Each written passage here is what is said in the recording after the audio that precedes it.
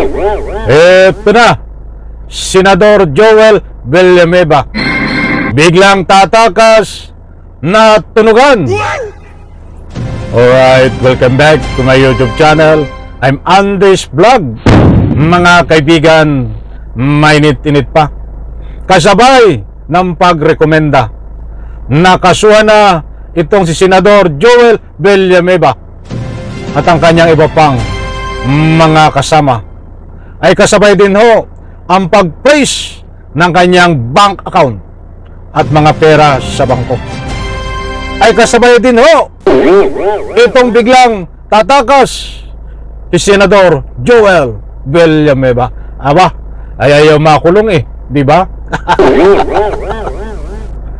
Isang like muna sa video na ito kung nagustuhan nyo po. Sabay-sabay po nating i-like ang video na ito. Sa lahat po ng hindi pa nakasubscribe dito sa aking YouTube channel, please subscribe. Pwede rin po kayo mag-share ng video na ito. Mga kaibigan, ito ho. Kapag mayroon po kayong pagkakataon, samahan nyo po ako hanggang dulo at nang sa ganon, lubos nyo pong maunawaan. Ito na, mga kaibigan. Talagang nataranta na ito Ikaw ba naman ang kasuhan? Tapos yung iyong milyon-milyon na ninakaw na pera ng taong bayan ay ipipresh, kukunin. Hala. Tapos ngayon ay mainit at natunugan na biglang tatakas naman. Aba. Panapanahon lang ito po, shout out po sa lahat. Panoorin po natin. Just a short manifestation. Earlier today, during the hearing of the Blue Ribbon Committee, my name was once again mentioned by District Engineer Henry Alcantara. Mr. President, let me state this clearly at the very start. I am fully prepared to be investigated on these allegations.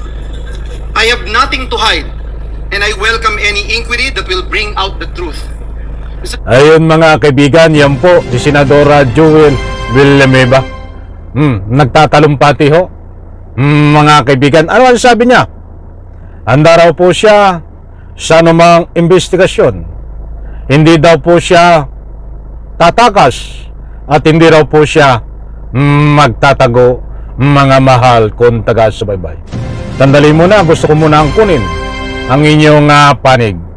Naniniwala po ba kayo sa sinasabi ni Senador Villanueva na siya ay nothing to hide?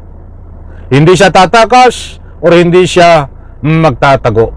Wala pang ang warrant of arrest Wala pang ang formal na ika nga po naisampa sa iyong kaso. Sasampahan ka pa lang.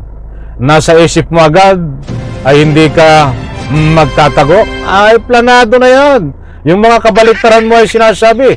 Yung mga sinasabi mo ay ang dami yung nagbibigay ng anumang public opinion diyan sa comment section na ito ho ay posible na tumakas, magtago di umano kapag nandiyan na ang aktual na warrant of arrest.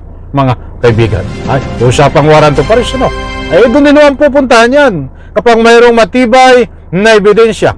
Sa maniwala po kayo sa hindi, kapag ito ho ay nakasuhan, ang patutunguhan po nito ay siyempre warrant of arrest, mga kaibigan.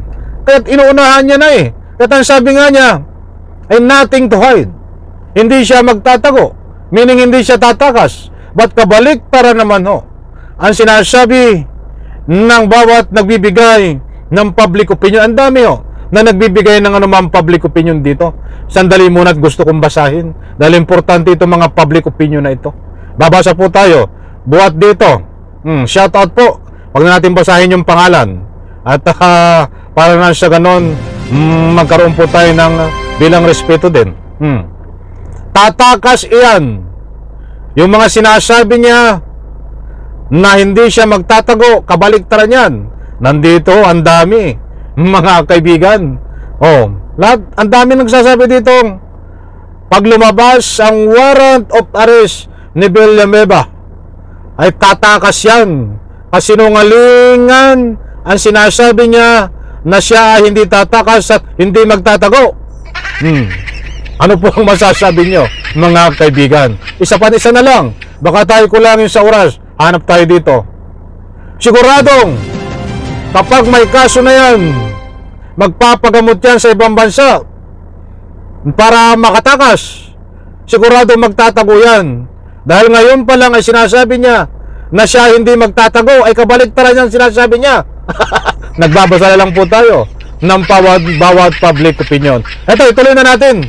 Pasensya na po, pinadaanan ko lang. Ito, Mr. President, in fact, if we carefully review what transpired this morning, it was clear, very clear, from Mr. Alcantara's own statement that, number one, Mr. President, Mr. Alcantara said, hindi po ako nag-request ng kahit anong flood control project. Sinabi din po niya, wala po akong alam at hindi rin po ako kailanman sinabihan tungkol sa mga proyektong yan.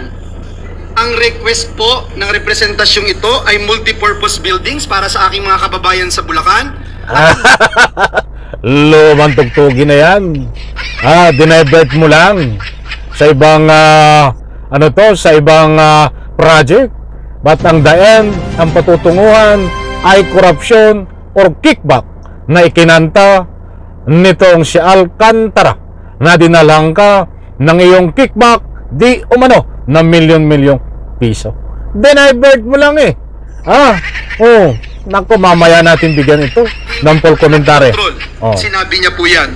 Sinabi rin po at inamin ni District Engineer Alcantara na may tulong daw siyang pinaabot pero hindi po sa akin, sabi po niya. At siya na rin po mismo ang nagsabi na wala po akong alam doon. Pero ayan, Mr. President, basta binanggit lang po yung pangalan natin, mentioned my name, operative word, mentioned. Mr. President, ano po ba ito? Talagang maniniwala po ba kayo? Taas ang kamay, comment ho. Ang naniniwala na walang kasalanan at hindi sangkot dito sa anumang ika nga po'y pagnanakaw ng pira ng tambayan, itong si Siboy Dila Villanueva. Kung naniniwala po kayong walang kasalanan o in reaction, dyan po sa comment section, karapatan nyo ho na magbigay ng anumang public opinion. Heto pa, po yung pangalan natin at idadawit po tayo sa flood control issue kahit ang mismong testigo na ang nagsabi po na wala po akong alam. May malang? May masabi? I am ready, Mr. President, and my office is ready to be investigated, that the truth may come out. At katulad po ng pagdalo ko kanina, Ginoong Pangulo, sa ICI, nakahanda rin po akong bigyang linaw ang mga bagay na ito sa anumang forum o lugar at patunayan na mali, malisyoso at pawang kasinungalingan lamang ang ipinupukol po sa ating pangalan. Maraming salamat, Ginoong Pangulo. Ayun mga kaibigan, maliwanag ho ang sinasabi ni Boy Dila, Senador Villanueva, na kasinungalingan lang ang investigasyon. Kasinungalingan lang ang mga pinupukol sa kanya. At siya, ang tunay na malinis ang pagkatao na walang bahid ng pagnanakaw ng pera ng taong bayan. Ayon sa kanya, malinis siya. Ayun, malinis siya, di ba? Nako, ay lukuhin nyo ang sarili nyo. Mga kaibigan, kumpirmado, nirecommend po siya, nakasuhan at pinapapresh na ho ang kanyang bank account, mga pera. At siyempre, marami siyang mga kasama. Talakayin po natin ang ibang kasama niya, kasangkot. Mga kaibigan, sa susunod natin vlog, datapot sa puntong ito. Ang sabi niya ay nothing to hide. Ibig sabihin, hindi po siya magtatago. Ibig sabihin nun, hindi siya tatakas. Ba't kabaliktaran naman ho ang nagbibigay ng bawat public opinion na mababasa natin, na ang karamihan na babasa po natin ay ang itong si Senador alias Boy Dila ay tatakas di umano kapag lumabas na o pag malapit nang lumabas ang arrest warrant at nang sa ganun matakasan niya ang kanyang pagkakakulong. Yan ay pawang public opinion po na hinaharang sa pamamagitan ng kanilang mga komento. Maliwanag po dito, hinaharang ang pagtakas ni Senador Villanueva sa pamamagitan ng maraming public opinion ng taong bayan. Hindi po hinarang na hinuli ha. Hinarang po sa pamamagitan ng public opinion. Yun po ang gusto kong ipunto. Isang like ko sa video na ito. Maraming salamat. Bye-bye. Palapan.